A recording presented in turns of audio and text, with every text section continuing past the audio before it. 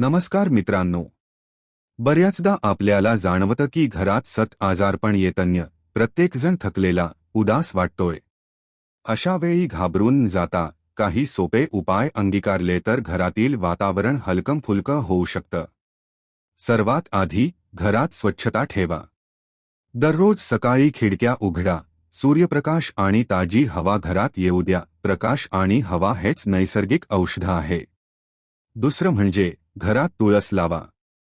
तुळशीचे पान हवा शुद्ध करतं, मन प्रसन्न करतं.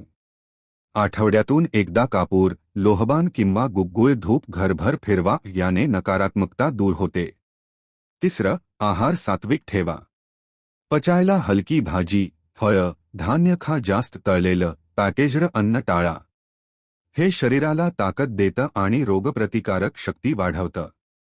आणि सगळ्यात महत्त्वाचं, कोणत्याही आजाराला हलकं समजू नका. वेळेत डॉक्टरांचा सल्ला घ्या, कारण आरोग्य हेच खरं धन आहे.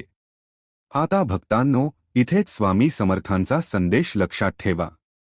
आजारपण हे शरीराचं असतं, मनाने नेहमी धीर धरावा. देवाचं नामस्मरण करा, साधेपणाने जगा आणि विश्वास ठेवा. मी नेहमी तुमच्या पाठीशी आहे.